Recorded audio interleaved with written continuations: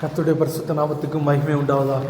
இந்த ஒரு அருமையான ஒரு ஆராதனை கூட நம்ம கலந்து கொள்ள தேவனை துதிக்க கர்த்தர் கொடுத்த பெரிய பாக்கியத்தை நான் ஆண்டுக்கு நான் உள்ளத்தின் ஆழத்தில் நன்றி சொல்லிக் கொள்கிறேன்.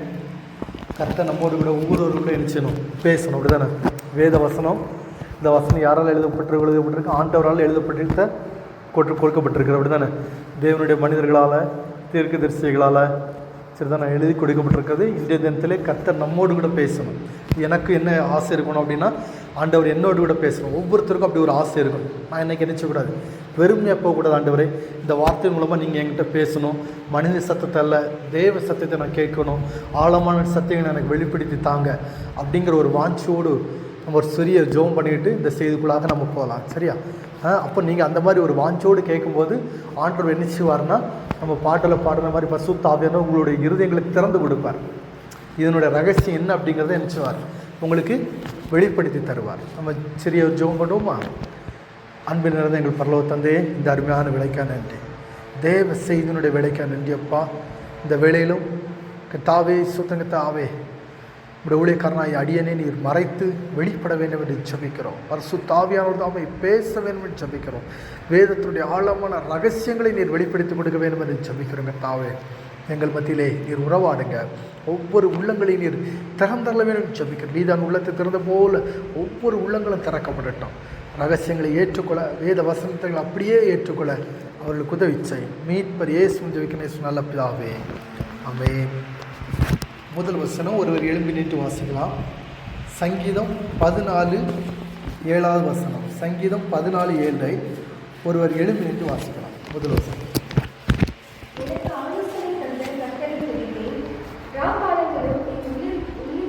சங்கீதம் 14:7 14:7 சங்கீதம்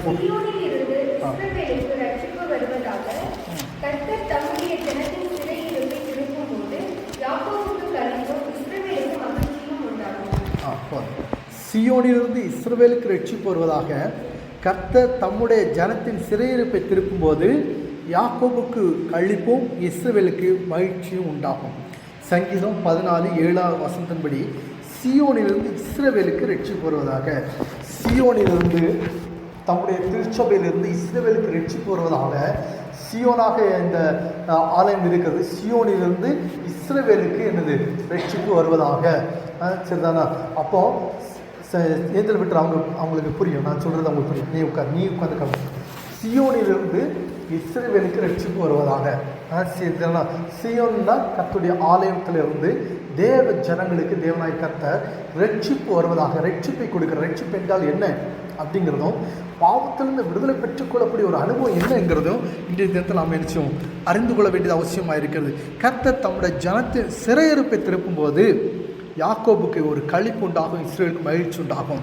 அப்போ பாவத்திலிருந்து உண்மையான ஒரு விடுதலை, சரிதான? பாவத்திலிருந்து உண்மையான ஒரு விடுதலை நமக்கு கிடைக்கும் போது எப்படி அந்த இஸ்ரவேல் ஜனங்களுக்கு ஒரு களிப்போம், யாக்கோபுக்கு மகிழ்ச்சி உண்டாகிறது போல் நமக்கு நிச்சயம் ஒரு மகிழ்ச்சி உண்டாகும். உண்மையான ரட்சிப்பை பெற்றுக்கொள்ளும். ரட்சிப்பு என்றால் என்ன? பாவத்திலிருந்து விடுதலை பெற்று தேவனுக்காக ஒரு ஜீவிக்கிற ஒரு வாழ்க்கை தான் ரட்சிப்பு. ரட்சிப்பு என்றால் என்ன? விடுதலை பெற்ற ஒரு அனுபவம். எதிலிருந்து விடுதலை?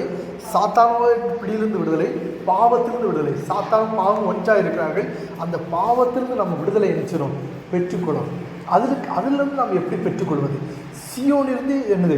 இஸ்ரவேலுக்கு ரட்சிப்பு வருவதாக. சியோனிலிருந்து இஸ்ரவேலுக்கு ரட்சிப்பு வருவதாக. ரட்சிக்கப்பட்டிருக்கீங்களா அப்படின்னு சொல்லி நம்ம கேட்போம். அப்போ எதிலிருந்து ரட்சிக்கப்பட்டிருக்கீங்களா? சாத்தானுடைய பிடியிலிருந்து ரட்சிக்கப்பட்டிருக்கிறீங்களா? பாவத்தினுடைய பிடியிலிருந்து ரட்சிக்கப்பட்டிருக்கீங்களா? நரகத்துக்கு நியமிக்கப்பட்டு நரகத்துக்கு இந்த ஓடிக்கொண்டிருந்த நீங்கள் ரட்சிக்கப்பட்டிருக்கீங்களா அப்படின்னு சொல்லி நம்ம கேட்போம். சரிதானா? அப்போ அந்த ரட்சிப்பின் அனுபவம் என்றால் என்ன, அதை நம்ம இன்னைக்கு தெரிந்து கொள்ளணும். பாவத்திலிருந்து எப்படி நம்ம இன்னைக்கு விடுதலை பெற போகிறோம், அதை இன்னைக்கு இடத்துல ஆண்டவர் நினைச்சுவார். நம்மளோட கூட பேசுவாராக. பரிசுத்த ஆவியானவர் நம்மோடு கூட இடைப்படுவாராக. அப்போது அந்த ரட்சிப்பை நம்ம நினைச்சிடணும், முழுமையாக பெற்றுக்கொள்ளணும். இந்த உலகத்தில் நம்ம என்ன கொண்டு வந்திருக்கோம்?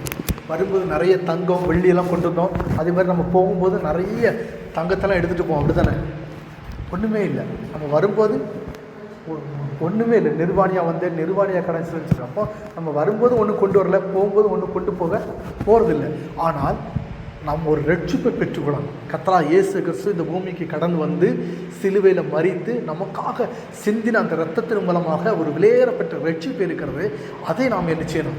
பெற்றுக்கொள்ளணும். அடுத்த வசனம் வாசிக்கலாம். ஏசாயா 2வது அதிகாரம் 2வது வசனம் 3வது வசனம். ஏசாயா 2:2-3 ஒரு வாசிக்கலாம். கடைசி நாட்களில்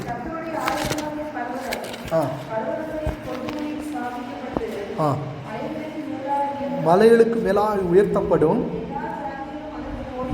எல்லா ஜாதிகளும் அதற்கு ஓடி வருவார்கள். திரளான ஜனங்கள் புறப்பட்டு வந்து கர்த்தரின் பர்வதத்துக்கும் யாக்கோபின் தேவனுடைய ஆலயத்துக்கு போகும் வாருங்கள். அவர் தமது வழிகளை நமக்கு போதிப்பார், நாம் அவர் பாதையில் நடப்போம் என்பார்கள். ஏனெனில் சியோனிலிருந்து வேதமும் எருசலேமிலிருந்து கர்த்தரின் வசனமும் வெளிப்படும். அப்போ சியோன் என்றால் என்ன அப்படிங்கிறத நம்ம தெளிவாக நிச்சயம் நம்ம தெரிந்து கொள்ளணும். சியோன் என்றால் என்ன, அதுக்காக இந்த வசனத்தை எடுக்கப்பட்ட. அதை கடைசி நாட்களில் நிறைய காரியங்கள் வேதத்தில் கர்த்தராகிய இயேசு கிறிஸ்து முன்னாடி உயிரோடு இருக்கும்போது சொன்னார், கடைசி நாட்களில் என்னென்ன காரியங்கள் நடக்கும். எக்ஸாம்பிள், இந்த உலகத்தினுடைய ஒரு முடிவு சரிதானே. இப்போ மனித வாழ்க்கையை தொடங்கி வேதத்தின்படி வேறு ஆராய்ச்சிகளின்படி சுமார் ஒரு 6000 வருடங்கள் ஆகிருக்கு சரிதானா. இந்த உலகத்தினுடைய முடிவு எப்போ இருக்கும்? கர்த்தராகிய இயேசு கிறிஸ்துவின் வருகை எப்போ இருக்கும்? கர்த்தராகிய இயேசு கிறிஸ்து இந்த பூமிக்கு வந்து என்னது சுமார் 2000 வருடங்கள் ஆகுது. அப்போ கர்த்தராகிய இயேசு கிறிஸ்து எப்பொழுது வருவார் அப்படின்னு இயேசு கிறிஸ்து அந்த ஒலிமலையில் இருக்கும்போது சீசர்கள் போய் தனித்திருக்கும்போது அவங்க போய் கேட்டாங்க, எப்பப்பா நீங்கள் வருவீங்க, இந்த வருகையினுடைய அடையாளங்கள் என்ன அப்படின்னு சொல்லும்போது அவங்க நிறைய அடையாளங்களை சொன்னாங்க. சரியா, லோத்து நாட்களில் நடந்தது போல நடக்கும், பாவம் அதிகமாக இருக்கும், அநேக காரியங்கள்லாம் நடக்கும், கடல் சீட்டங்கள் அதிகமாக இருக்கும், பூமி அதிர்ச்சிகள் இருக்கும், கொள்ளை நோய்கள் இருக்கும், பஞ்சங்கள் இருக்கும். இப்போ யுத்தங்களுடைய செய்திகளை கேட்பீங்க, ஜனத்துக்கு உரமாக ஜனங்கள் இருக்கும், ஜாதிக்கு உரமாக ஜாதிகள் எழுப்புவார்கள், நேசன் அகைன்ஸ்ட் நேசன் சரிதானா. இன்னைக்கு நம்ம அதெல்லாம் கேள்விப்படுறோம். போர்கள் செய்திகள், யுத்தங்கள் இப்போ நடந்துகிட்டு இருக்கு. ரஷ்யாவுக்கு யுக்ரைனுக்கு நடக்குது, இன்னும் இஸ்ரேலுக்கு இன்னும் அந்த பலஸ்தீனுக்கும் அந்த காரியங்கள்லாம் நடந்துகிட்டு இருக்கு. இப்படிப்பட்ட யுத்தங்களுடைய செய்தி நடக்குது. கொள்ளை நோய்கள், கொரோனா வந்துச்சு, அது மாத்திரமில்லை இடையில நான் ஜப்பானில் ஒரு நோய் பரவிட்டு இருக்கு, அது வேகமாக பரவிட்டு இருக்கு அப்படின்னு கூட நான் இடையில செய்தியில் படித்தேன். இப்படி நிறைய சம்பவம், பஞ்சங்கள், அநேக தேசங்களில் பஞ்சங்கள் இருக்கு, சாப்பாடு உணவில் அவங்க கஷ்டப்படுறாங்க. இப்படி ஒவ்வொரு காரியம் கர்த்தர் சொல்லக்கூடிய காரியங்களாக நடக்குது. அதே மாதிரி கடைசி நாட்களில் கர்த்தர் ஒரு காரியத்தை செய்ய போகிறார். எப்படி அந்த அடையாளங்களெல்லாம் எவ்வளோ முக்கியமாக இருக்கோ அதை பார்க்க முக்கியமான ஒரு அடையாளம் கடைசி நாட்களில் கர்த்தருடைய ஆலயமாய் பர்வதங்களில் கொடுமுடியில் ஸ்தாபிக்கப்பட்டு மலைகளுக்கு மேலே உயர்த்தப்படும், எல்லா ஜாதிகளும் அதற்கு ஓடுகிறார்கள். இந்த ஜாதிகள் அப்படின்னு சொல்லப்பட்டோன்னு நம்ம தமிழ்நாட்டில் சொல்கிற சாதி கிடையாது, ஜாதிகள்னால் என்னது ஒரு நேஷன்ஸ் சரிதான. நேஷன்ஸ் எல்லா மனிதர்களும், எல்லா ஒவ்வொரு கோத்தர்களும், ஒவ்வொரு மொழிக்காரர்களும், எல்லா வார்த்தைக்காரர்களும் வரக்கூடியதான் இங்கே ஜாதிகள்னு சொல்லப்பட்டிருக்குது. அப்போ கடைசி நாட்களில் கர்த்தருடைய ஆலயமாய் பர்வதம் மேலே கொடுமுடி சாப்பிடும். அப்போ கடைசி நாட்களில் கர்த்தர் தம்முடைய ஆலயத்தை, தம்முடைய சரமாய் அவர் ஆலயத்தை நினைச்சுக்கிறார், எழுப்புகிறார். திரளான ஜனங்களை எரிச்சவங்க புறப்பட்டு வந்து நாம் கர்த்தரின் பர்வதத்துக்கும் யாக்கோபினுடைய தேவனுடைய ஆலயத்துக்கு போகும் வாருங்கள், அவர் தமது வழிகளை நமக்கு போதிப்பார், நாம் அவர் பாதையில் நடப்போம் என்பார்கள். ஏன் அங்கே சொல்கிறாங்க அப்படின்னா, சியோனிலிருந்து வேதம், எருசலேமிலிருந்து கர்த்தரின் வசனமும் வெளிப்படும். அப்போ சியோனாகிய சியோனி தேவனுடைய தம்முடைய ஆலயத்திலிருந்து நிச்சயம் கர்த்தருடைய வசனம் வெளிப்படுது, வேதத்துடைய விளக்கம் தெளிவாக அங்கே போதிக்கப்படுகிறது. அப்போ அந்த ஆலயத்துக்கு நாம் போகும் வாருங்கள் என்று ஜனங்களெல்லாம் சொல்லுவாங்க. அப்போ இந்த கடைசி நாட்களில் கர்த்தர் தம்முடைய ஆலயத்தை எழுப்புவார். தம்முடைய அப்போஸ்தலர் காலங்களில் எழுப்பப்பட்ட தம்முடைய திருச்சபை வீழ்ச்சியடைந்த பிற்பாடு தம்முடைய திருச்சபையை கர்த்தர் எழுப்பி இந்த ஆலயத்திற்கு எல்லா ஜனங்களும் ஓடி வர முடியாது செய்து அந்த ஆலயத்திலிருந்து ஒரு முறையான ஒரு சத்தியத்தை வெளிப்படுத்தி சரிதானா. இன்று கிறிஸ்துவ வட்டாரத்திலே விதவிதமான உபதேசங்கள் போதிக்கப்படுகிறது, விதவிதமான மாற்று உபதேசங்கள் போதிக்கப்படுகிறது. அப்போ இதுவல்ல பிதாவினுடைய சித்தம், ஒரு முறையான உபதேசம். வேதம் என்ன சொல்லுதோ அதன்படி உபதேசிக்கப்பட்டு, வேதம் தான் முறைகள், இந்த வேதத்தின்படி அடிப்படையின்படி உபதேசிக்கப்பட்டு அப்படி எல்லா ஜனங்களும் கூட்டி சேர்க்கப்பட்டு ஒரே மாதிரியான உபதேசம், உலகம் எங்கு என்னது ஒரே மாதிரியான உபதேசம், ஒரே மாதிரியான சத்தியம் போதிக்கப்படும் அப்படின்னு சொல்லி சொல்லப்பட்டிருக்குது. அப்போ சியோனிலிருந்து இஸ்ரவேல் ரட்சிக்கப்படுவதாக தேவன் தம்முடைய திருச்சபையிலிருந்து தேவ ஜனங்களுக்கு வெற்றி கொடுக்க அந்த உபதேசம் மூலமாக கொடுக்க தேவன் சுத்தமாக இருக்கிறார். அதைத்தான் அப்போஸ்தலர் 2:47 தேவன் சொல்லியிருக்கிறார். அப்போஸ்தலர் நடவடிக்கைகளில் 2:47 வாசிக்கும் பொழுது கர்த்தர் எப்படி தம்முடைய திருச்சபையிலிருந்து தம்முடைய சபையின் மூலமாக ரட்சிப்பு கொடுக்கிறார் என்பதை அறிந்து கொள்ள முடியும்.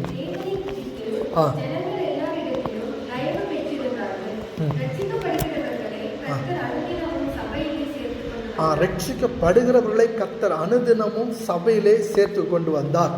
இந்த வசனத்தை அநேக கிறிஸ்தவர்களுக்கு படிக்க சொன்னால் எப்படி படிப்பாங்க அப்படின்னு பார்க்கும்போது, ரட்சிக்கப்பட்டவர்களை கர்த்தர் அனுதினமும் சபையிலே சேர்த்து கொண்டு வந்தார் அப்படின்னு சொல்லிட்டு அதை மாற்றி படிக்கிறார்கள். அநேக தேவனுடைய ஊழியக்காரர்கள் கூட இந்த தவறை செய்கிறார்கள். அதாவது ரட்சிக்கப்பட்டவர்களை எங்கேயோ ரட்சிக்கப்பட்டிருக்காங்க, அவங்கள சபையில் கூட்டி சேர்க்கணும், அப்படி இல்லை, ரட்சிக்கப்படுகிறவர்களை. அப்போ ரட்சிப்பு எங்கே இருக்குது? சபையிலிருந்து உபதேசம் மூலமாக, போதிப்பதன் மூலமாக, ஞானஸ்நானத்தின் மூலமாக தேவன் ஜனங்களுக்கு தேவனாய் கர்த்தர் என்ன செய்கிறார்? ரட்சிப்பு கொடுக்குற ஒரு தனி மனிதன் தனித்திருந்து ஜோம் பண்ணி ரட்சிப்பு என்ன பெற்றுக்கொள்ள முடியாது. அதுக்கு சபை ஐக்கியம் தேவை. சபை ஐக்கியம் என்னது? இந்த ரட்சிப்பை பெற்றுக்கொள்ள ரட்சிக்கப்படுகிறவர்கள் எங்கேருந்து ரட்சிக்கப்படுகிறார்கள்? சபையிலே கொண்டு வந்து கர்த்தர் அவர்களை ரட்சிக்கிறார். ரட்சிக்கப்படுகிறவர்களை கர்த்தர் அனுதினமும் சபையிலே சேர்த்து கொண்டு வந்தார். ஒரு சபை ஐக்கியம் அவசியம், ஒரு போதிக்க வேண்டியது அவசியம். அப்போ இந்த வேதத்தினுடைய ஆழங்களை அவர்கள் அறிந்து கொண்டு தங்கள் பாவங்களை அவர்கள் அறிக்கை செய்து விட்டுவிட்டு பாவத்திலிருந்து விடுதலை பெற்று ஞானஸ்நான அபிஷேகம் பெற்று அவர்கள் ரட்சிக்கப்பட வேண்டியது என்னது? அவசியமான ஒரு காரியமாக இருக்கிறது. அப்போ பாவத்திலிருந்து விடுதலை பெற்றுக்கொள்வது அப்போ ஒரு சபை ஐக்கியம் அவசியம். சரிதானா? சியோனிலிருந்து இஸ்ரவேலுக்கு ரட்சிப்பு வருவதாக அப்படிங்கிறத நம்ம பார்த்தோம். சியோன் என்றால் என்ன? கர்த்தர் கடைசி நாட்களில் தம்முடைய ஆலயத்தை எழுப்புவார் என்று பார்த்தோம். அந்த ஆலயமாகிய திருச்சபை ஆதி அப்போஸ்தலர் காலங்களிலே சபை எழுப்பப்பட்டது. சபைக்கு ரட்சிக்கப்படுகிற அநேக ஜனங்களை கூட்டி சேர்த்தார். சபைக்கு அப்போஸ்தலர்கள் போதித்தார்கள். அந்த போதனையை கேட்ட ஜனங்கள், ஆண்டவரே நாங்கள் என்ன செய்ய வேண்டும் என்று கேட்ட பொழுது, அவர்கள் பாவ மன்னிப்புக்கென்று ஞானஸ்நானம் பெற வேண்டும் என்று சொன்ன பொழுது அவர்கள் அதற்கு கீழ்ப்படிந்து ரட்சிப்பின் அனுபவத்தை, பாவத்தை அறிக்கை செய்து விட்டுவிட்டு ரட்சிப்பை பெற்றுக்கொண்டார்கள். சரிதானா? அப்போ அந்த அனுபவம் நம்ம இந்த நாட்களிலே நமக்கு என்னது தேவை.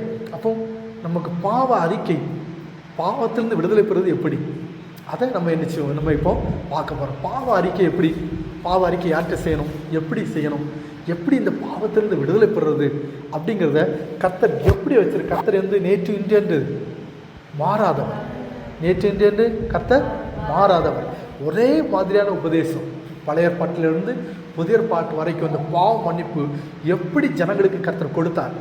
இந்த நாட்களில் பாவ மன்னிப்பு பெற நாம் என்ன செய்யணும், பாவத்திலிருந்து விடுதலை பெற என்ன செய்யணும் அப்படின்னு சொல்லிட்டு ஒரு சிறிய ஒரு கண்ணோட்டத்தை நம்ம பார்ப்போம். பழைய ஏற்பாட்டில் வாசிங்க, சுருக்கமாக பார்க்கலாம். லேவியாரகம் 5ஆம் அதிகாரம், லேவியாரகம் 5ஆம் அதிகாரம் 5ஆம் வசனத்தையும் 6ஆம் வசனத்தையும் ஒரு வாசிக்கலாம்.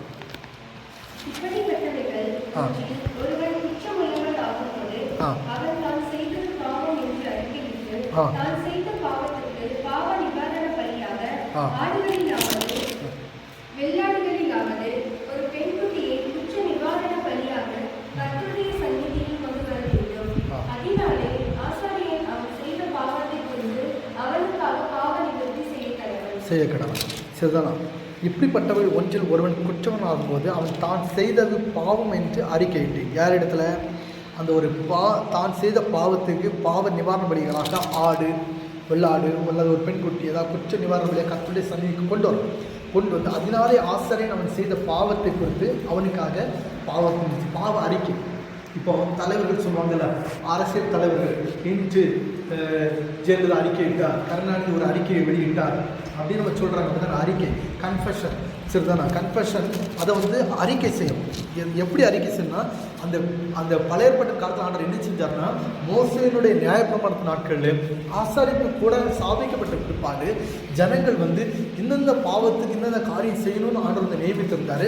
அப்பவும் ஒரு சில பாவங்கள் அறியாமல் ஏதாவது பாவங்கள் செய்திருக்கும் பொழுது அவர்கள் ஒரு ஆடை கொண்டு வந்து என்ன செய்யணும், பலியிடத்துக்கு முன்னாடி ஆசாரியன்கிட்ட சொல்லணும், நான் இந்த பாவத்திற்காக இந்த ஆட்டை கொண்டு வந்து நான் களவு செஞ்சேன். அப்படியா, என்ன களவு செஞ்சேன், நான் அவன்கிட்ட ஒரு 10 ரூபாய் களவான்ட்டேன். அப்போ நீ 5 மடங்காக திருப்பி அவனுக்கு கொடுத்துட்டு நீ திரும்ப என்ன செய்யும், பலி செய்யணும். அப்போ ஒவ்வொரு பாவத்திற்கும் என்ன செய்யணும், ஆசிரியர்கள் அதை வெளிப்படுத்தி அறிக்கையிட்டு, அப்போ இந்த பாவத்துக்காக நான் என்ன செய்கிறேன், இந்த பலியிடுறேன், இந்த அறிக்கையிடணும். சரிதானா? ஏதோ ஒன்று ஆட்டை கொண்டு வந்து சும்மா பலியிட்டு போயிட முடியாது. என்ன பாவத்துக்காக அப்படிங்கிறத என்ன செய்யணும்? அறிக்கையிட வேண்டியது அவசியமாக இருக்குது. அடுத்த வசனம் என்ன ஆகும்? 5:7 வாசிங்க.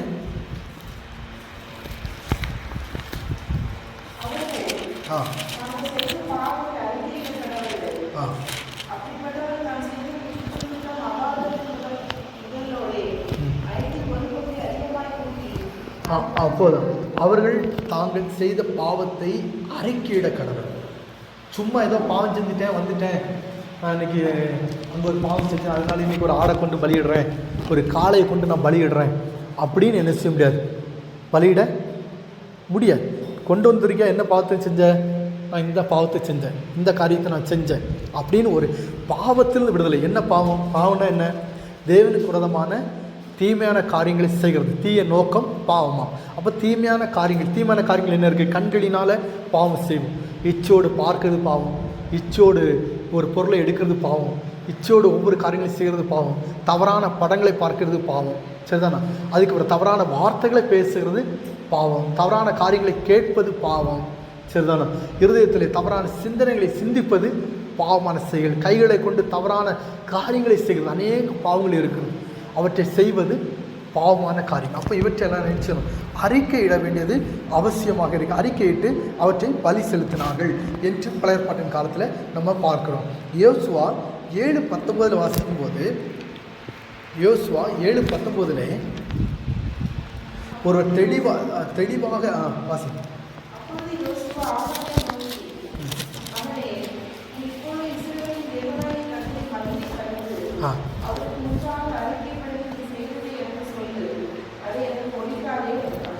நீ செய்தது எனக்கு சொல்லு, அதை ஒழிக்காதே என்றான். அப்போ இந்த வசனத்தினுடைய விளக்கத்தை பார்க்க முன்னாடி இன்னொரு வசனத்தை பார்த்துட்டு வந்துட்டா இதனுடைய விளக்கத்தை பார்க்கறதுக்கு ரொம்ப நல்லா இருக்கும் அப்படின்னு சொல்லிட்டு நான் நினைக்கிறேன். நீதிமொழிகள் 28:13 வாசிக்கும் பொழுது அதில் பாவத்தை மறைக்கிறவன் ஆளோட மாட்டான் என்று சொல்லி நீதிமொழிகள் 28:13 ஒருவர் வாசிக்கலாம்.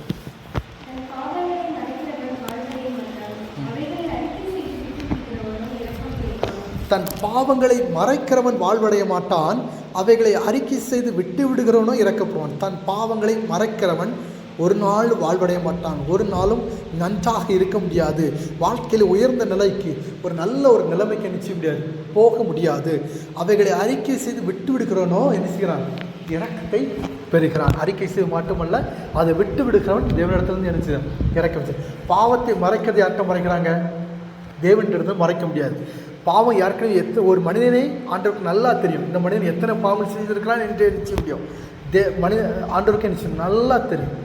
பாவம் செய்து கொண்டிருக்கும் போது தெரியும், பாவம் செய்ய நாளைக்கு இந்த மனிதன் என்ன பாவம் செய்வான்னு ஆண்டவருக்கு தெரியும். அப்போ தன் பாவத்தை மறைக்கிறவன் வாழ்வடைய மாட்டான், அவைகளை அறிக்கை செய்து விட்டு எடுக்கிறவனோ இறக்கப்படுவான். ஆமாம், அந்த அறிக்கை யாரிடத்தில் செய்ய வேண்டியிருக்கிறது? பழைய ஏற்பாட்டின்படி பார்க்கும் பொழுது ஆசாரியரிடத்தில் வந்து நினைச்சதார்கள், தங்கள் பாவத்தை வெளிப்படுத்தி அவர்கள் அறிக்கையிட்டார்கள். அப்போ ஆசாரியரிடத்தில் வெளிப்படுத்தாதவர்கள் என்ன செய்ய முடியாது, பாவத்தின் விடுதலை பெற்றுக்கொள்ளவே முடியாது. அப்போ பலி செலுத்துறவங்க ஆசாரியர்களிடத்துலேருந்து என்ன செய்வாங்க? தங்கள் பாவங்களை வெளிப்படுத்தி அறிக்கையிட்டார்கள். அதுதான் யோசுவா 7:19 யோசுவாக நோக்கி, மகனே, நீ இப்பொழுது இஸ்ரவேல் தேவனாய் கர்த்தரை மகிமைப்படுத்து, அவருக்கு முன்பாக அறிக்கை பண்ணி நீ செய்ததை எனக்கு சொல்லு, அதை ஒழிக்காதே என்றான். அப்போ யோசுவா சொல்கிற, நீ அதை ஒழிக்காது, நீ ஒரு பாவம் செஞ்சுருக்கிற, இது நிமித்தமாக இஸ்ரவேல் ஜனங்கள் நினைச்சுட்டாங்க, ஒரு போர் நடந்தது, அதை தோற்று போயிட்டாங்க. அதனால இப்பொழுது ஆகானே நீ நினைச்சாது, பாவத்தை மறைக்காது, அதை ஒழிக்காது, அது என்னிடத்தில் சொல்லு அப்படின்னு சொன்னபோது, அப்பொழுது ஆகான் யோசுவாவுக்கு பிரயோத்தனமாக, மெய்யாகவே நான் இஸ்ரவேல் தேவனாய் கர்த்தருக்கு விரோதமாக பாவம் செய்தேன், இன்னென்ன பிரகாரமாக செய்தேன் அப்படின்னு சொல்லிட்டு அவர் அழகாக ஒரு பெர்ஃபெக்டாக நான் தான் செய்த பாவம் என்ன, கொள்ளையிலே நேர்த்தியான ஒரு பாபிலோனிய சால்வையும் 200 வெள்ளி சேக்கலையும் 50 சேக்கல் நிறையான ஒரு பொன் பாலத்தை நான் கண்டு அவைகளை இச்சித்து எடுத்துக்கொண்டு, இதோ அவைகளின் கூடாரத்தின் மத்தியில் பூமிக்குள் புதைந்திருக்கிறது, வெள்ளி அதன் அடியில் இருக்கிறது என்றான். அப்போ பாவத்தை என்ன செஞ்சான்? ஆகான் யார் இடத்துல அறிக்கையிட்டான்? யோசுவாவிடத்தில்.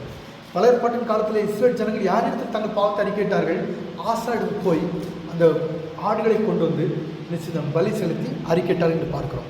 அப்போ தாவீது ராஜா பாவம் செய்த பொழுது நாத்தான் தீர்க்கதரிசியிலே தன்னுடைய பாவத்தை என்ன செய்கிறார், அறிக்கையிடுறார். அப்போ பாவ அறிக்கையினுடைய பல கர்த்தரை இயேசு கிறிஸ்து வருவதற்கு முன்னாடி கர்த்தரை எப்படி ஜனங்களுடைய பாவத்தை மன்னித்தார்? ஒரு ஆடோ ஒரு புறாவோ ரத்தம் சிந்தப்படணும். ரத்தம் சிந்தலாமல் பாவ மன்னிப்பு இல்லை. அப்போ ரத்தம் சிந்தப்படுறது மட்டும் இல்லை, ஆசாரிய இடத்துல நிச்சயம் பாவங்களை அறிக்கையிடும். அறிக்கையிட்டு ஜனங்களை பாவத்திலிருந்து விடுதலை பெற்றுக் கொண்டார்கள் என்று நம்ம பார்க்குறோம். நெகேமியா 9ஆம் வசனத்திலே ஜனங்கள் எழுப்பி நின்று வெளிப்படையாக தங்கள் பாவங்களை ஒரு சாமம் மட்டும் அவர்கள் அறிக்கையிட்டார்கள் என்று நம்ம பார்க்கிறோம். நெகேமியா 9ஆம் அதிகாரம் 1 3 வாசிக்கலாம்.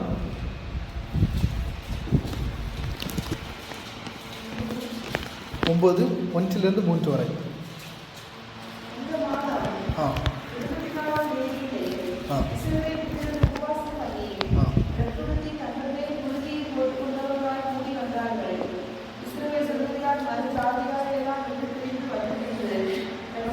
தங்கள் பாவங்களையும் தங்கள் பிதாக்களும் அக்கிரமங்களை அறிக்கையிட்டார்கள். அவர்கள் எழுந்திருந்து தங்கள் நின்றார்கள். ஒரு ஜாம் மட்டும்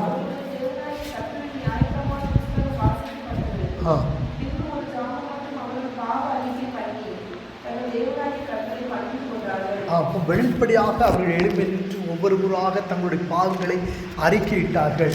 நான் என்னென்ன பாவத்துக்கு அடிமையாக இருந்தேன், ஒரு ஜாமம் மட்டும் சுமார் ஒரு 3 மணி நேரம், சரிதானா? ஒரு மனிதன் எல்லாரும் ஒரே டயத்தில் பாவரிக்க பண்ணாங்கன்னா இன்னும் செய்யலை, ஒரு 10 நிமிஷத்துல ஒரு அரை மணி நேரத்தில் முடிச்சிடலாம்.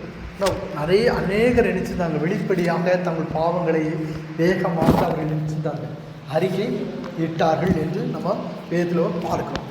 வெளிப்படுத்தி தங்கள் சிக்கரிகளை வெளிப்படுத்த. அப்போ பழைய ஏற்பாட்டின் காலத்தில் நம்ம எப்படி ஜனங்கள் பாவத்தை பாவ மன்னிப்பை பெற்றார்கள், எப்படி அவர்கள் அறிக்கையிட்டார்கள் பார்த்தோம், சரிதானா? மோசேக்கு பிறப்பாடு ஆடுகளை கொண்டு ஆசாரியத்தை சொல்லி என்னென்ன பாவத்துக்காக ஆடுகோ காளையோ புறாவோ என்ன செஞ்சார்கள், அறிக்கையிட்டார்கள், சரிதானா? யோசுவாவிடத்தில் ஆகான் தன்னுடைய பாவத்தை அறிக்கையிட்டான்னு பார்க்குறோம். புதிய ஏற்பாட்டின் காலத்தில் எப்படி ஜனங்கள் பாவத்தை அறிக்கையிட்டார்கள், எப்படி பாவத்தின் விடுதலை பெற்றார்கள் என்பதை பார்க்க மார்க்கு 1ஆம் அதிகாரம் 3 5 வாசிக்கும் பொழுது, மார்க்கு 1ஆம் அதிகாரம் 3ஆம் வசனத்திலிருந்து வாசிக்கலாம். கர்த்தருக்கு வழியை ஆயத்தப்படுத்துங்கள், அவருக்கு பாதைகளை செவி பண்ணுங்கள் என்று வனாந்தரத்தில் கூப்பிடுகிற சத்தம் உண்டாகும் என்றும் தீர்க்கதரிசன ஆகமங்கள் எழுதியிருக்கிற பிரகாரமாய் யோவான் வனாந்தரத்தில் ஞானஸ்நானம் கொடுத்து பாவ மன்னிப்புக்கென்று மனம் திருப்பதுக்கு ஏற்ற ஞானஸ்நானத்தை கொடுத்து பிரசங்கம் பண்ணி கொண்டான். அடுத்து 5ஆம் வசனம். அப்பொழுது யூதேய தேசத்தார் அனைவரும் எருசலேம் நகரத்தார் யாவரும் அவனிடத்திற்கு போய் தங்கள் பாவங்களை அறிக்கையிட்டு யோர்தான் நதியில் அவனால் ஞானஸ்நானம் பெற்றார்கள். யோவான் ஸ்நானனை குறித்து கர்த்தர் சொல்லியிருக்கிறார். ஏசாயாவில் ஏற்கனவே கர்த்தருக்கு வழியை ஆயத்தம் பண்ணும்படியாக யோவான் ஸ்நானனை கர்த்தர் எழுப்பினார், கர்த்தராகிய இயேசு முன்பாக, சரிதானா? யோவான் ஸ்நானகன் என்ன செஞ்சார், வனாந்தரத்தில் ஞானஸ்நானத்தை கொடுத்து அது பாவ மன்னிப்புக்கென்று மனதிற்கேற்ற ஞானஸ்நானத்தை கொடுத்து பிரசங்கம் பண்ணி கொண்டிருந்தார். அப்போ அந்த பிரசங்கம் பண்ணும்பொழுது என்ன செய்கிறாரு, அப்பொழுது யூதேய தேசத்தார் அனைவரும் எருசலேம் நகரத்தார் யாவரும் அவனிடத்திற்கு போய் தங்கள் பாவங்களை அறிக்கையிட்டு, பாவ மன்னிப்புக்கென்று யோவான் ஸ்நானன் எப்படி பிரசங்கம் பண்ணார், எல்லா ஜனங்களும் போய் தங்களுடைய அறையை கூட்டிக் கொண்டு கதறி அழுது பாவங்களை அறிக்கையிட்டு ஜோம் பண்ணுங்கள் அப்படின்னு சொல்லி பிரசங்கம் பண்ணாரா? இல்லை. அவர் பாவ மன்னிப்பு, அவர் யாரால் கட்டளை பெற்றிருந்தார், பிதாவாகிய தேவனால் கட்டளை பெற்றிருந்தார். எந்த கட்டளை பெற்றிருந்தார், பாவ மன்னிப்புக்கென்று ஞானஸ்நானம் கொடுக்கணும், அந்த ஜனங்களுக்கு பாவத்தில் விடுதலை பெறணும்னா அந்த ஜனங்கள் உன்னிடத்தில் வந்து நீ நினைச்சணும், அவங்களுடைய பாவங்களை நீ எந்த நினைச்சணும் கேட்கணும், உன்னிடத்தில் அவர்கள் பாவத்தை அறிக்கையிடுவாங்க, அவர்களுடைய பாவத்தை நான் நினைச்சுவேன், மன்னிப்பேன், நீ அவர்களுக்கு பிற்பாடு ஞானஸ்நானம் நினைச்சணும் கொடுக்கணும். இதுதான் பிதாவாகிய தேவனால் கொடுக்கப்பட்ட கட்டளை. வாசிக்கலாம் 5ஆம் வசனத்தை.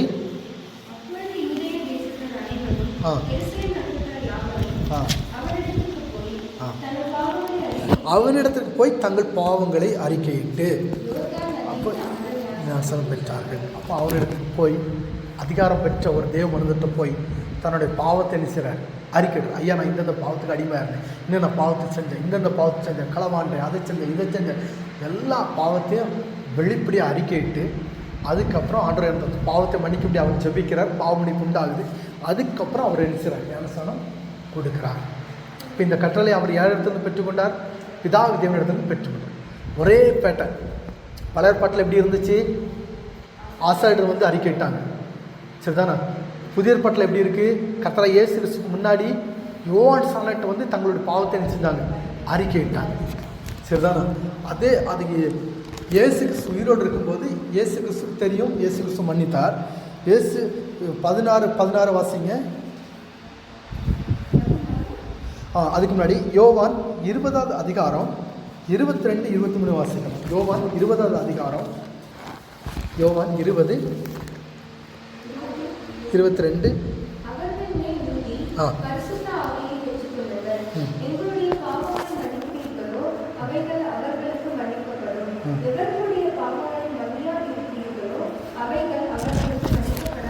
இயேசு கிறிஸ்து உயிர் தெழுந்த பிற்பாடு அவருடைய சீசர்களுக்கு கொடுத்த முதல் அதிகாரம் என்ன? இயேசு கிறிஸ்து மரித்தார், அடக்கம் பண்ணப்பட்டார், 3ஆம் நாளில் உயிர் தெழுந்தார். அவர் உயிர் தெழுந்த பிற்பாடு தம்முடைய சீசர்களை உயிரோடு இருக்கிறவங்க போய் பார்க்கிறார். அப்படிதானே? பார்க்கும்போது அவர் 20 வசனம், அவர் இப்படி சொல்லி தம்முடைய கைகளையும் விழாவை அவர்களுக்கு காண்பித்தார். சீசர்கள் கர்த்தரை கண்டு என்ன செஞ்சாங்க, சந்தோஷப்பட்டார்கள். இயேசு மறுபடியும் அவர்களை நோக்கி, உங்களுக்கு சமாதானம் உண்டாதாக, பிதா என்னை அனுப்பினது போல நான் உங்களை அனுப்புகிறேன் என்று சொல்லி, பிதா என்னை எப்படி இந்த உலகத்துக்கு அனுப்பினாரோ அதே போல் நான் உங்களுக்கு அனுப்புகிறேன். அவங்களுக்கு சொல்கிறார், பரிசுத்தாவியை பெற்றுக்கொள்ளுங்கள். இன்றைக்கி அநேகர் பரிசுத்தாவின் அபிஷேகத்தை பெறாமலே ஊழியத்தை செய்கிறேன். இயேசு கிறிஸ்து நான் அனுப்புகிறேன், ஆனால் நீங்கள் என்ன செய்யணும், முதலாவது பரிசுத்தாவின் அபிஷேகத்தை பெற்றுக்கொள்ளணும். 3 வருஷம் கூட இருந்தவங்க பரிசுத்தாவின் அபிஷேகத்தை அவங்க என்ன செய்யலை, பெறலை, சரிதானா? பரிசுத்தாவி அபிஷேகம் அப்போஸ்தலர் 2:2 சொல்லப்படுறது போல பரிசுத்தாவியார் வந்து இறங்கினார், அவர்கள் காத்திருந்து ஜெபித்தார். அப்போ அவர்கள் காத்திருந்து ஜெபிக்கும் பொழுது பரிசுத்தாவியில் வந்து அக்கினியாக இறங்கினார். இறங்கும் பொழுது புது புது பாஷைகள் அவர்கள் பேசினார்கள். அந்நிய பாஷை அடையாளத்தோடு அவர்கள் என்ன செய்தார்கள், பேசினார்கள். எங்கெல்லாம் புதிய பாட்டின் காலத்தில் எங்கெல்லாம் பரிசுத்தாவின் வந்து இறங்கினாரோ அங்கெல்லாம் என்ன செய்தார்கள், அவர்கள் அந்நிய பாஷை அடையாளத்தோடு கூட பரிசுத்தாவினால் நிரம்பி அவர்கள் என்ன செய்தார்கள், பேசினார்கள். அப்போஸ்தலன் பேதுரு சீமோன் அந்த 18 தோல் 18 அவர்களுடைய வீட்டுக்கு போனார். அங்கே போயிட்டு பேசிகிட்டு இருக்கும்போது பரிசுத்தாவின் வந்து அவர்கள் ஜனங்கள் மத்தியில் இறங்குறாரு.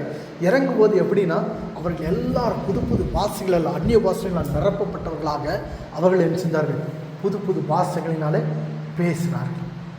எங்கெல்லாம் அப்போஸ்தலர்கள் தங்களுடைய கைகளை வைத்தார்களோ, எங்கெல்லாம் பரிசுத்தாவின் அபிஷேகத்தை பெற்றுக்கொண்டார்கள் என்று எழுதப்பட்டிருக்கிறதோ அங்கெல்லாம் பரிசுத்தாவிகளோடு வந்து இறங்கி அவர்கள் புது புது பாஷைகளை என்ன செய்தார்கள், பேசினார்கள் என்று இங்கே சொல்லப்பட்டார்கள், சரிதானா? அப்போஸ்தலன் பவுல் 1 Corinthians 14 சொல்லும் பொழுது அந்நிய பாஷை பேசுவதற்கு தடை பண்ணார்கள் என்றும் சொல்லப்பட்டிருக்கிறார், சரிதானா? ஆகவே பரிசுத்தாவின் அபிஷேகத்தை பெற்றுக்கொள்ளும். அது மாத்திரமல்ல, அந்த என்ன அதிகாரம் கொடுக்குறான்னு பார்க்கும்போது, எவருடைய பாவங்களை மன்னிக்கிறீர்களோ அவைகள் அவர்களுக்கு மன்னிக்கப்படும். பாவ மன்னிப்பின் அதிகாரத்தை கர்த்தர் என்ன செய்தார், அப்போஸ்தலருக்கு கொடுத்தார்.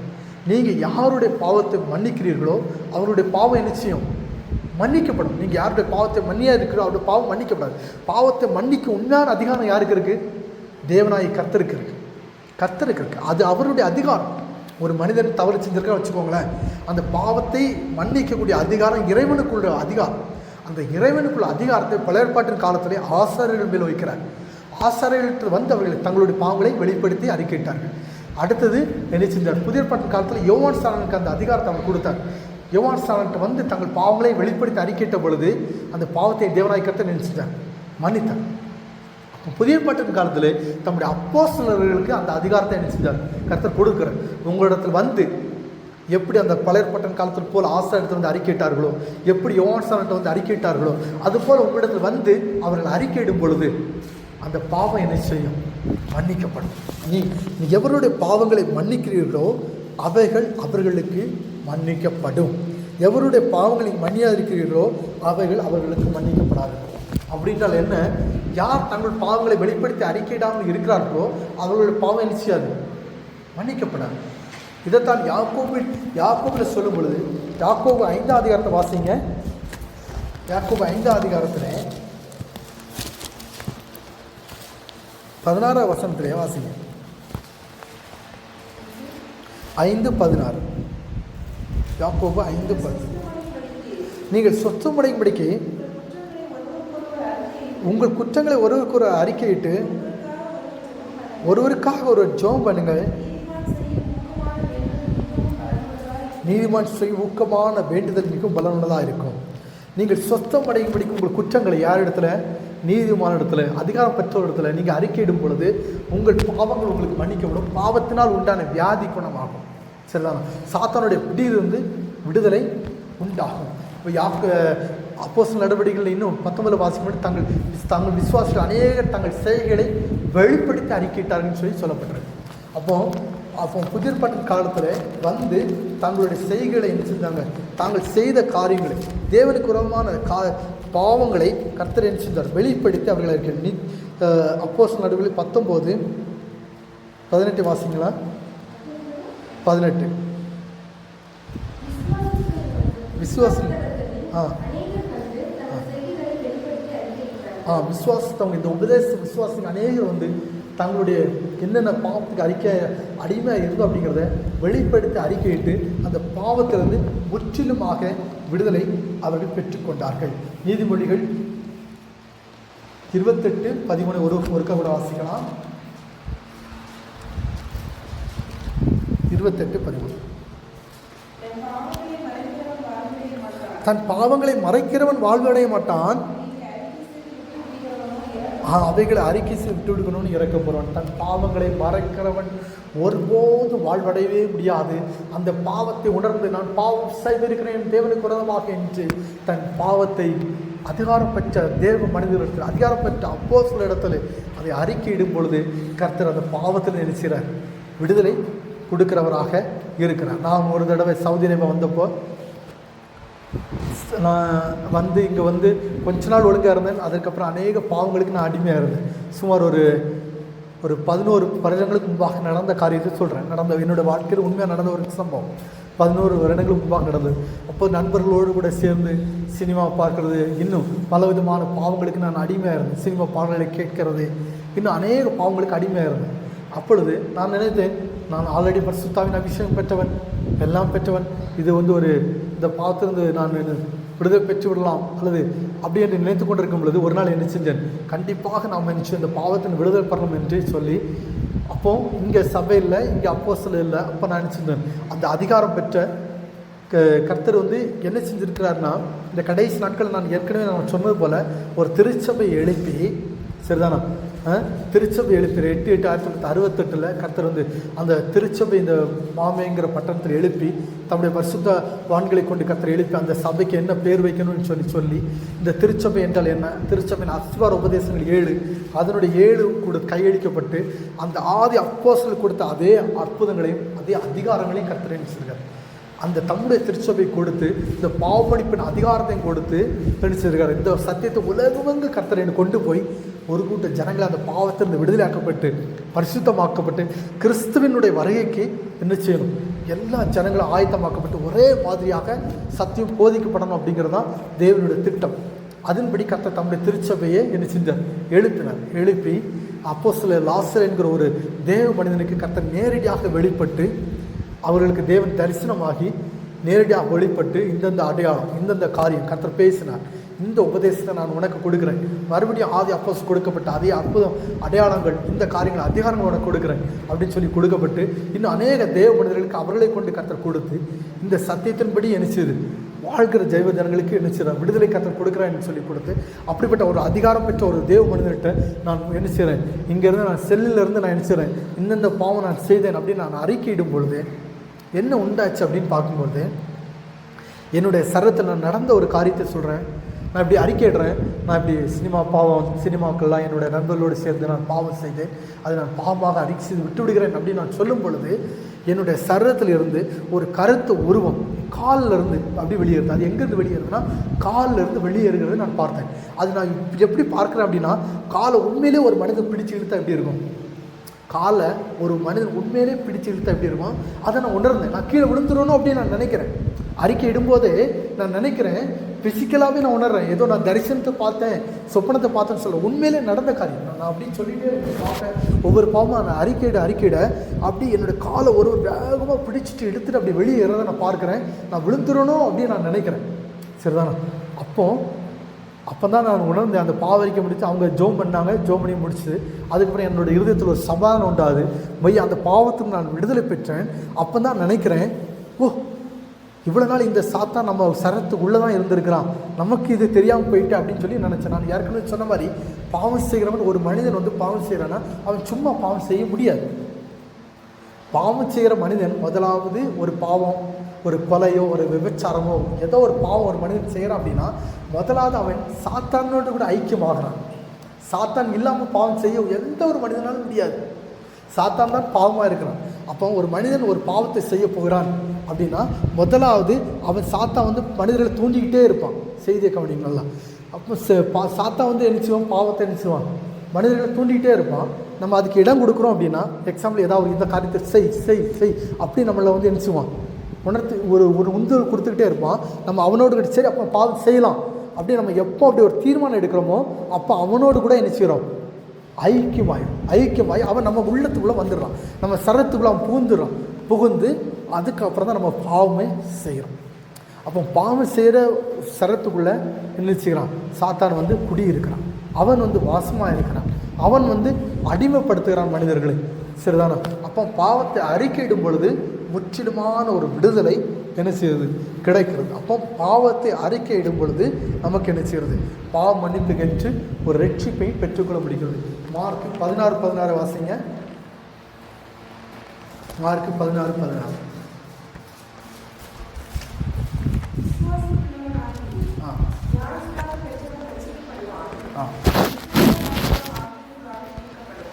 விசுவாசம் உள்ளவனாகி ஞானஸ்நானம் பெற்றவன் ரட்சிக்கலாம். விசுவாசம் உள்ளவங்க இன்றைக்கி அநேகர் என்ன செய்கிறாங்க, தெளிப்பு ஞானஸ்நானம் கொடுக்குறாங்க, அவங்களுக்கு குழந்தைகளுக்கு ஞானஸ்நானம் கொடுக்குறாங்க. ஆனால் விசுவாசம் இல்லாத குழந்தைகளுக்கு ஞானஸ்நானம் என்ன செய்கிறாங்க, கொடுக்குறாங்க. அப்போ விசுவாசம் உள்ளவனாகி ஞானஸ்நானம் பெற்றவன் ரட்சிக்கப்படுவான். விசுவாசம் வரணும். விசுவாசம் அந்த கர்த்தராகிய இயேசு கிறிஸ்து தான் தெய்வம் என்று விசுவாசித்து தங்கள் பாவங்களை அதிகாரம் பெற்ற ஒரு தெய்வ மனிதத்தில் வெளிப்படுத்தி அறிக்கையிட்டு அவரால் ஞானஸ்நானம் பெற்றுக்கொள்ளும் பொழுது அவனுக்கு ஒரு ரட்சிப்பு உண்டாகும். அதுதான் ரட்சிப்பு. அப்போ இதுதான் ரட்சிப்பு. இதைத்தான் பேதுருவிலும் எழுதியிருக்கு. 1 பேதுரு 3:21 வாசிங்க. 1 பேதுரு 3:21. ஒரு ரட்சிப்பை ஒரு மனிதன் எப்பொழுது பெற்றுக்கொள்கிறான்?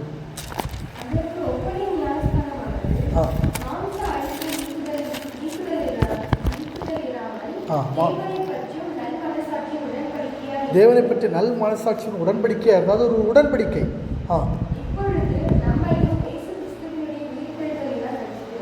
இப்பொழுது நம்மையும் இயேசு கிறிஸ்து உயிர்த்தெழுதினாலே ரட்சிக்கிறது. அப்போ அதற்கு ஒப்பனையான ஞானஸ்நானமானது. ஞானஸ்நானம் என்ன செய்யுது, சரீரத்தில் இருக்கிற அழுக்கு அது மாற்றலை. ஞானஸ்நானம் என்ன செய்யுது, ஞானஸ்நானம் என்ன ஞானஸ்நானம் என்ன? அப்போது ஒரு ஞானஸ்நானத்தை எடுக்கிற ஒரு விசுவாசம் உள்ளவனாகி நான் ஞானஸ்நானம் எடுக்க போகிறப்போ ஞானஸ்நானம் எடுக்க போகும்போது தண்ணியில் நினச்சுவாங்க தன்னுடைய பாவத்தை அறிக்கையிட்டு, யோவான் ஸ்நானத்தை எப்படி அறிக்கையிட்டாங்க அதே மாதிரி அறிக்கையிட்டு அதுக்கப்புறம் அவங்களுக்கு நினச்சுவாங்க தண்ணியில் முக்கி ஞானஸ்நானம் கொடுப்பாங்க. அப்போ தண்ணியில் முங்கி வரனால ஏதோ குளிச்சுட்டு வந்துட்டாங்க, தன்னுடைய சர ஆற்றலோட அழுக்கு போயிடும். அப்படி கிடையாது. அது அதற்கு ஒப்பனையாக ஞானஸ்நானம் மாம்ச அழுக்கு நீக்குதலாக இராமல், மாம்ச அழுக்கை சரத்தினுடைய அழுக்கை அது நீக்க கொடுக்கல, தேவனை பற்றி நல் மனசாட்சியின் உடன்படிக்கையாக இருந்து இப்பொழுது நம்மையும் இயேசு கிறிஸ்துவின் உயிர்த்தெழுதினாலே ரட்சிக்கிறது. எது ரட்சிக்கிறது? ஞானஸ்நானத்தினாலே தன்னுடைய பாவத்தை வெளிப்படையாக அறிக்கையிட்டு. சரிதானா? அப்போ அந்த அறிக்கையிட்டு அதிலிருந்து நம்ம எழுச்சிடும் பாவ மன்னிப்புக்கென்று ஞானஸ்நானம் வரும். பழைய மனுஷன் முற்றிலுமாக அடக்கம் பண்ணப்படணும். ஒரு மனிதன் இறக்காத ஒரு மனிதனை அடக்கம் பண்ண என்ன ஆகும்? அதுக்கு பேர் என்னது? கொலை. சரிதானா? அப்போ இறக்காத மனிதனை அடக்கம் பண்ணக்கூடாது. அந்த மனிதன் முற்றிலுமாக மரிக்கணும். அப்போ இயேசு கிறிஸ்து சிலுவையில் மரித்தார் தானே. அப்போ ஒவ்வொரு மனிதன் பாவத்துக்கென்று பாவத்தை அறிக்கையிடணும், அந்த பாவத்திலிருந்து விடுதலை பெறணும். அந்த இறந்த மனிதனை, அந்த இறந்த மனிதன் சிலுவையில் இயேசு கிறிஸ்துவோடு அடிக்க பண்ணப்படும்.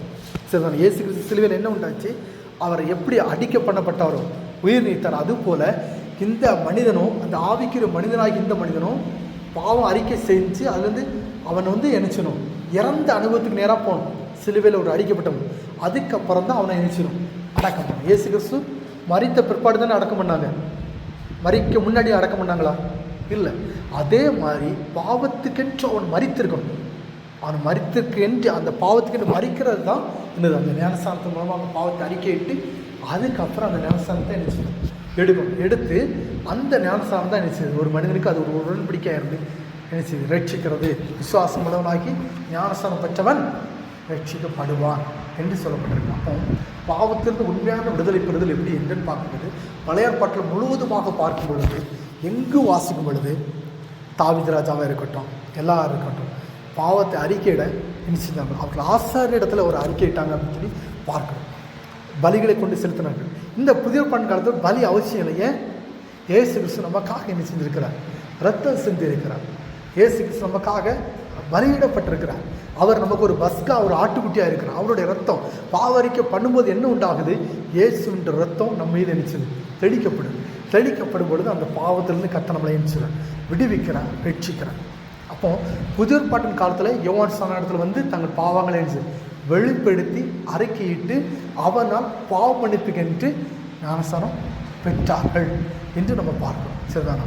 அப்போ அந்த பாவ மன்னிப்புக்கென்று ஞானஸ்தானம் நம்ம பெற்றிருக்கிறோமா? பாவத்திலிருந்து விடுதலை பெற்றிருக்கிறோமா? பாவத்தை முறைப்படி அறிக்கையிட்டு இருக்கோமா? நீதிமொழிகள் நம்ம படித்தோம் 28:13, தங்கள் பாவங்களை மறைக்கிறவன் வாழ்விட மாட்டான், அவைகளை அறிக்கை விட்டுவிடும். யார் இடத்துல மறைக்கிறோம்? அந்த அனனியா சப்பீரால் மறைச்சாங்க, அப்படிதானே? சொத்தின் ஒரு பகுதியை விட்டு புதிய ஏற்பாட்டின் காலத்தில் நம்ம பார்க்கணும்.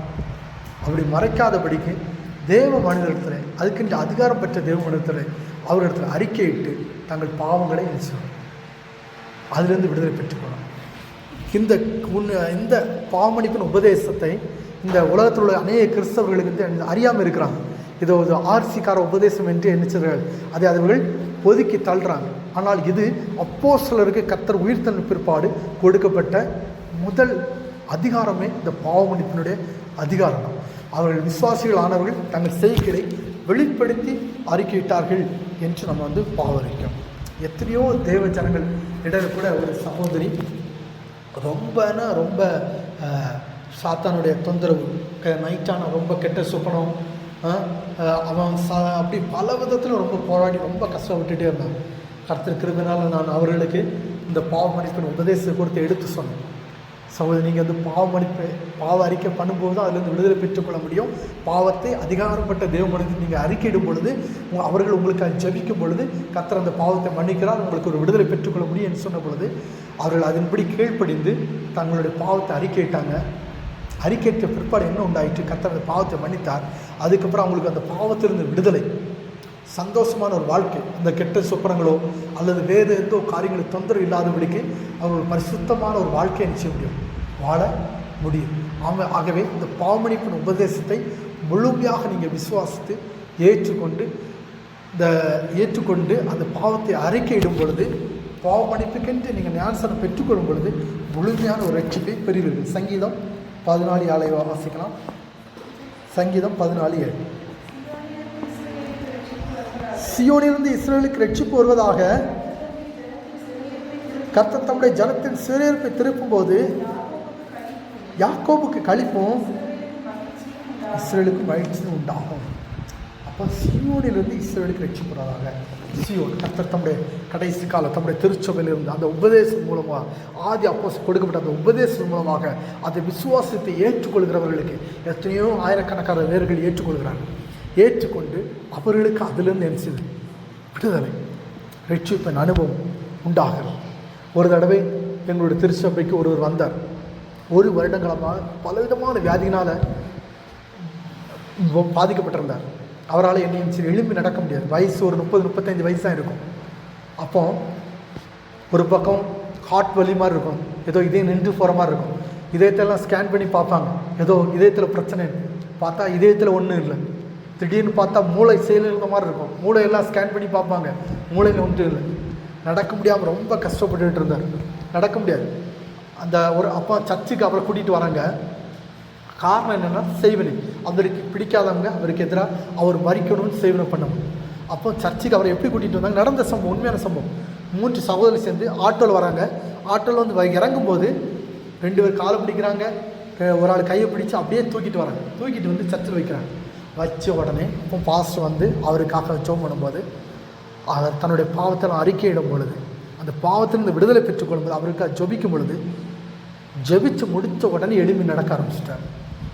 அப்போ பாவம் தான் ஒரு மனிதன் நினைச்சது அடிமைப்படுத்துது. பாவம் தான் சாத்தானுக்கு இடம் கொடுக்குது. சரிதானா? அப்போ தேவன் கிரீசக்கூடாதுக்கு இந்த பாவம் தான் என்ன செய்யுது? நன்மை வரவிட்டா இருக்கிறது அப்படின்னு சொல்லிட்டு ஏசாயால வாசிக்கிறோம். நன்மை நமக்கு ஏன் வரல அப்படின்னு பார்க்கும் பொழுது, இந்த ஏசாயால சொல்லப்பட்ட வார்த்தையின்படி நமக்கு இந்த பாவம் தான் நமக்கு இந்த அநேக நன்மைகளை தடுக்குது. பாவம் தான் அநேக கண்ணீர்கள், கவலைகள், இதுகளெல்லாம் என்ன செய்யுது? பாவம் தான் என்ன செய்யுது? தடுக்கக்கூடிய காரியம் இருக்கு. 59:1 வாசிங்க. ஏசாயா 59:1.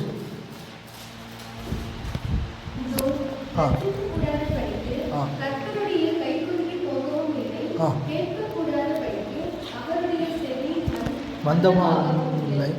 2 உங்களே அக்கிரமங்களே உங்களுக்கும் உங்கள் தேவனுக்கும் நடுவாக பிரிவினை உண்டாக்குறது. உங்கள் பாவங்களே அவர் உங்களுக்கு செவிகொடாதபடிக்கு அவருடைய முகத்தை, உங்கள் அக்கிரமங்களே உங்களுக்கு உங்கள் தேவனுக்கும் நடுவாக பிரிவினை உண்டாக்குறது. உங்கள் பாவங்களே அவர் உங்களுக்கு செவிகொடாதபடிக்கு அவருடைய முகத்தை மறைக்கிறது. இது ரட்சிக்கக்கூடாதபடிக்கு கர்த்தருடைய கை குறுகி போகலை, கேட்கக்கூடாதபடிக்கு அவருடைய செவி மந்தமாகவில்லை. அவர் ரட்சிப்பதற்கு தயாராக இருக்கிறார். அவருடைய வல்லமை இருக்கிறது. ஆனால் ஏன் ரட்சிக்க முடியலை? ஏன்னா உங்கள் பாவங்கள் தான் உங்களுக்கு என்ன செய்யலை? நன்மை வரவிட்டாது இருக்கிறது. உங்கள் பாவம் தான் உங்களுக்கு ஒரு சவிக்கியத்தை கொண்டு வராது இருக்கிறது. பாவத்தை அறிக்கை செய்து விட்டு அதற்கு ரட்சிப்புக்கென்று ஞானஸ்நானம் பெற்றுக்கொள்ளும் பொழுது என்ன செய்யுது? பாவத்திலிருந்து ஒரு விடுதலை. சியோனிலிருந்து இஸ்ரேலுக்கு ரட்சிப்பு வரலாக. அப்போ நீங்கள் ரட்சிக்கப்பட்டிருக்கீங்களா அப்படிங்கிறத உங்களை நீங்கள் உயிர்த்தாரந்து பாருங்கள். இந்த உபதேசத்தை மனப்பூர்வமாக கீழ்ப்படிங்க.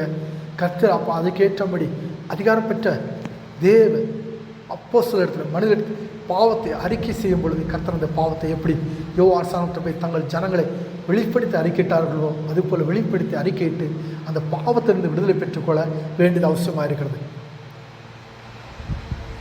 பெரிய ஒரு மறுமலர்ச்சி உண்டாக்கின மார்ட்டின் லூத்தர், கத்தோலிக்க இதிலிருந்து பெரிய ஒரு மறுமலர்ச்சி மார்ட்டின் லூத்தர் கெட்செமனே அந்த புக்கில் அவர் எழுதும் பொழுது அப்போஸ்தலருக்கு பாவங்களை மன்னிக்க அதிகாரம் உண்டுன்னு சொல்லிட்டு அவர் எழுதிட்டு போயிருக்கார். அப்போஸ்தலருக்கு கர்த்தர் அந்த அதிகாரத்தை கொடுத்தார். சரிதானா? பாவ மன்னிப்பை கொடுத்து பயங்கரமாக எதிராக எழுதின அந்த மார்ட்டின் லூத்தர் அந்த தன்னுடைய புக்கில் எழுதும்போது பாவ மன்னிப்பு அப்போஸ்தலருக்கு அந்த அதிகாரம் உண்டு. அந்த அதிகாரத்தை அந்த கடைசி காலம் தம்முடைய திருச்சபைக்கு கர்த்தர் கொடுத்து மறுபடியும் இப்படி ஒரு திருச்சபை எழும்பி உபதேசப்படி சரியாக போதிக்கப்பட்டு ஜனங்கள் அதிலிருந்து விடுதலாக்கப்பட்டு எல்லா ஜனங்களும் பூமியில் இருக்க எல்லா ஜனங்களுக்கும் ஒரே மாதிரியான உபதேசம் போதிக்கப்பட்டு ஒரு பெரிய எழுப்பல் உண்டாக்க வேண்டும் என்று கர்த்தர் விரும்புகிறார். ஆகவே சியோனிலிருந்து இஸ்ரேலுக்கு ரட்சிப்பு வரணும். சியோனாகி தம்முடைய திருச்சபையை கர்த்தர் எழுப்பி அதுக்கு இந்த உபதேசத்தெல்லாம் கொண்டு வந்து அந்த உபதேசத்தை கீழ்ப்பிடிக்கிற ஜனங்களுக்கு அந்த சபையிலிருந்து ஒரு ரட்சிப்பை என்ன செய்கிறார்? கர்த்தர் கொடுக்க ரட்சிக்கப்படுகிறவர்களை கர்த்தர் அனுதினமும் சபை கொண்டு வந்து இந்த உபதேசத்தின் மூலமாக கர்த்தர் என்ன செய்கிறார்? கிறிஸ்துவின் உபதேசம் மூலமாக நான் விடுதலையாக்கப்பட்டேன் என்று அப்போஸ்தலன் பவுல் சொல்கிறவரை இந்த உபதேசம் கொடுத்து இதற்கு கீழ்ப்படிய பண்ணி அவர்கள் பாவ மன்னிப்புக்கு என்று ஞானஸ்நானம் பெற்றுக்கொள்ளும் முற்றிலுமாக ஒரு ரட்சிப்பு உண்டாகும். இதை கர்த்தர் நாம் விசுவாசிக்க உங்களுக்கு நல்ல இருதயத்தை கொடுப்பாராக. எல்லாரும் நம்ம முழங்கால் படியிடுவோம்.